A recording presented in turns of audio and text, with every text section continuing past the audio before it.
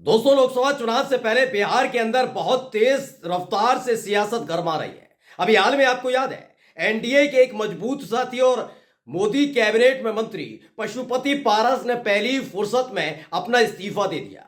उन्होंने साफ साफ बताया कि उनके साथ नाइंसाफी की गई, यानी कि सीधे तौर पर उनके साथ ठगी की गई है। जिसके बाद उन्होंने मोदी कैबिनेट से न केवल इस्तीफा दिया, बल्कि अब वो पोल खोलने लगे हैं कि किस तरीके से उन्हें भ्रमित किया गया। तमाम चीजें होने लगी हैं। लेकिन इन सब के बीच एक बहुत बड़ी खबर आपके सामने लेकर आया हूं दोस्तों।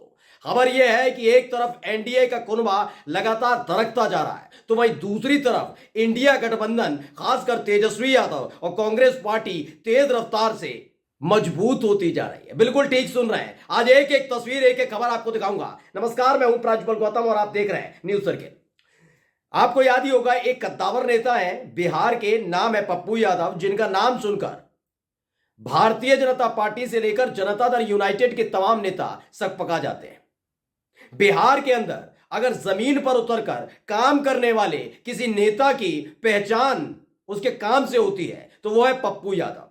इस चेहरे को आप अच्छी तरीके से पहचानते होंगे। लेकिन इस बार पप्पू यादव ने वो कमाल कर दिया है, जिसके बाद एनडीए सकपका गई है। सबसे पहले खबर पढ़ लीजिए क्या लिखा हुआ। न्यूज 18 बिहार ने खबर छापी, लालू गार्जियन तेजस्वी यादव भाई कांग्रेस में शामिल होने से पहले क्या बोल गए पप्पू यादव।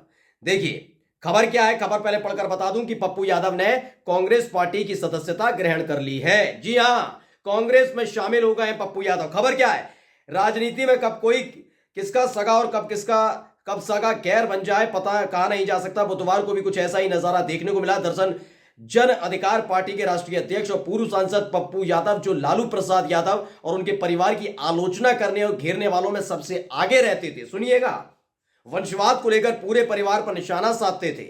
लेकिन दिल्ली में उनका मूड कुछ बदला सा दिखा। पप्पू यादव ने लालू और तेजस्वी को लेकर बड़ी बात कह दी।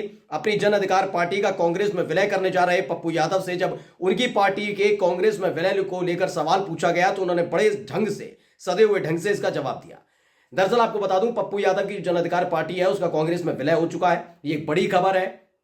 यानी कांग्रेस का जो जनाधार है वो लगातार बढ़ रहा है, आरजेडी का जनाधार लगातार बढ़ रहा है। लेकिन इस खबर को लेकर भी एक मैं बात बता दूं, जो इन्होंने लिखा है, ये बात इन्होंने कभी अमित शाह के लिए नहीं लिखी होगी। मैं डंके की चोट पर कह सकता हूं, न्यूज 18 में इतनी हिम्मत नहीं है कि अमित शाह के उस बयान पर कुछ टीका टिप्पणी कर दे जो उन्होंने नीतीश कुमार के लिए कही थी कि नीतीश कुमार के लिए हमेशा दरवाजे बंद है। इस पर कोई सवाल नहीं उठाया था। यह गोदी मीडिया की असली पहचान है।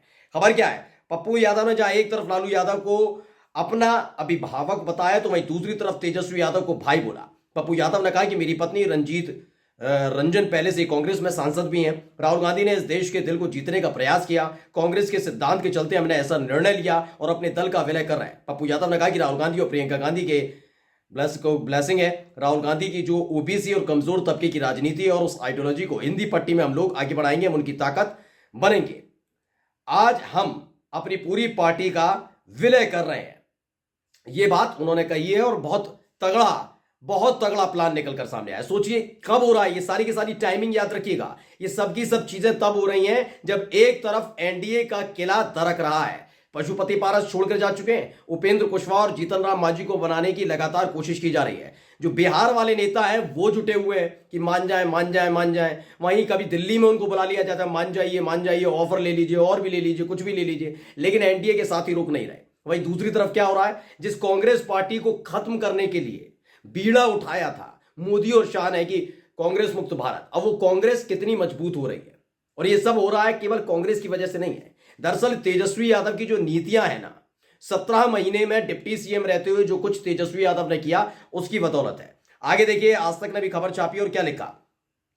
पप्पू यादव ने बताई रात के अंधेरे में लालू तेजस्वी के साथ क्या रणनीति बनाई है। उन्होंने साफ बताया, यानी अब तेजस्वी यादव के साथ एकजुट होकर पप्पू यादव काम कर रहे हैं। जन अधिकारी पार्टी के प्रमुख पप्पू यादव ने दिल्ली रवाना होने से पहले मंगलवार शाम आरजेडी सुप्रीमो लालू प्रसाद यादव से मुलाकात की। इस दौरान तेजस्वी यादव भी मौजूद रहे। तीनों नेताओं के बीच चुनावी रणनीति पर चर्चा की गई। बैठक के बाद पप्पू यादव ने बीजेपी पर छोटे दलों के खिलाफ साजिश रचने का आरोप लगाया। उन्होंने तेजस्वी यादव के 17 महीने के काम की तारीफ भी की। देखिए, आपके अपने चैनल न्यूज सर्कल ने अभी भी बताया, मैं लगातार कह रहा हूं। देखिए, जनता दल यूनाइटेड जो है उसके तकरीबन 11 से 12 विधायक पहले से तैयार है। मैं पहले भी नाम बता चुका हूं, कहें तो अब भी बता देता हूं। नाम गिन लीजिए, रखिएगा। गोपाल मंडल, नाराज चल रहे, इस्तीफा दे सकते हैं। डॉक्टर संजीव, उनको बीजेपी के इशारे पर उनके खिलाफ मामला दर्ज कर लिया जाता है कि हॉर्स ट्रेडिंग कर रहे थे, वो नाराज चल रहे हैं। बीमा भारती, उनके पति और बेटे को गिरफ्तार कर लिया गया, उनको धमकी दी जाती है, इससे वो खासी नाराज चल रही हैं। और हाल ही में जब विधानसभा के अंदर पहुंचे थे जो नए विधानसभा अध्यक्ष हैं नंदकिशोर यादव, उन्होंने पदभार ग्रहण किया था, तो लालू प्रसाद यादव और राबड़ी देवी दोनों उनको शुभकामनाएं देने पहुंचे थे। तभी उसी कमरे के अंदर सम्राट चौधरी मौजूद थे और उनके थोड़ी दूरी पर वहीं पर खड़ी हुई थी बीमा भारती, और उन्होंने आगे आकर लालू प्रसाद यादव से न केवल आशीर्वाद लिया था बल्कि वो उनके साथ बाहर तक गई थी। माना जा रहा है कि ये सारे के सारे विधायक आगे आकर कभी भी इस्तीफा दे सकते हैं, बस एक इशारे की देर है। बहुत कुछ होना है और इन सब के बहुत कुछ के बीच एक बहुत बड़ा सियासी धमाका हो ही रहा है लगातार।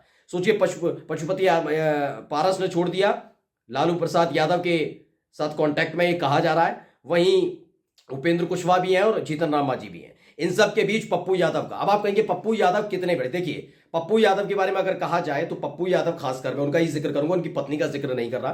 पप्पू यादव के बारे में कहा जाता है कि वो एक या दो से ज्यादा सीटें हैं, 2-3 सीटें हैं जिन पर वो अपना प्रभाव रखते हैं आसपास के इलाके में। दरअसल वो प्रभाव कैसा, वो भी मैं आपको बता दूं कैसा प्रभाव है। दरअसल पप्पू यादव उन नेताओं में शुमार किए जाते हैं बिहार के अंदर कि वो सांसद होना हो, जनप्रतिनिधि होना हो, सत्ता में होना हो, लेकिन वो लगातार पिछले आपको गारंटी ले रहा हूं 10 साल से बिहार की जनता और खासकर उनके संसदीय क्षेत्र की, जहां से उनकी पत्नी सांसद हैं, वहां और आसपास के कई इलाकों की जनता देख रही है कि कोई नहीं आता। जब जब नीतीश कुमार मुख्यमंत्री बने, बीजेपी साथ में थी, ना बीजेपी का कोई नेता आया, ना नीतीश कुमार पहुंचे, कोई नहीं पहुंचा। बाढ़ आई, सब कुछ हुआ, ये बाढ़ के अंदर जी सामग्री देने पहुंच गए, जबकि इनका काम नहीं है। पप्पू यादव को देखा जाए तो नहीं है उनका काम, लेकिन जनसेवक के तौर पर वो लगातार लगे रहे। इसलिए माना जा रहा बहुत अच्छा खासा प्रभाव पप्पू यादव ने इन 10 वर्षों में इकट्ठा किया है, जमा किया है, जनता उन्हें पसंद करती है और ये बहुत बड़ी जीत है। अगर वो कांग्रेस पार्टी में आए तो बिहार में एक बहुत बड़ा बदलाव देखने को मिल सकता है। ये बड़ा झटके के तौर पर भी है कि एक तरफ जो उनके एक साथी छोड़कर जा रहे हैं और जहां कांग्रेस पार्टी मजबूत हो रही है।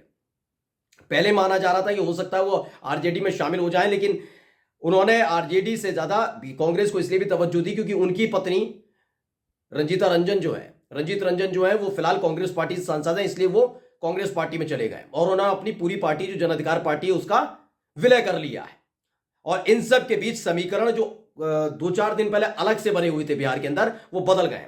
अब तेजस्वी यादव, पप्पू यादव, कांग्रेस पार्टी, इन सब के अलावा खबर है कि 3 और एनडीए के साथ ही टूट कर आए। ये बहुत बड़ी मुसीबत बनेंगे, खासकर मोदी जी के 400 प्लस वाले सपने के लिए, वो भी तब जब 40 सीटें बिहार से आती हैं और बिहार की राजनीति को साधने के लिए ही तेजस्वी यादव को सत्ता से आउट किया गया था। लेकिन सारा का सारा जो किया धरा था, दाव पेच चला था, सारा का सारा धरा रह गया। एक तरफ एनडीए दरक रहा है, इंडिया गठबंधन मजबूत हो रहा है। नमस्कार।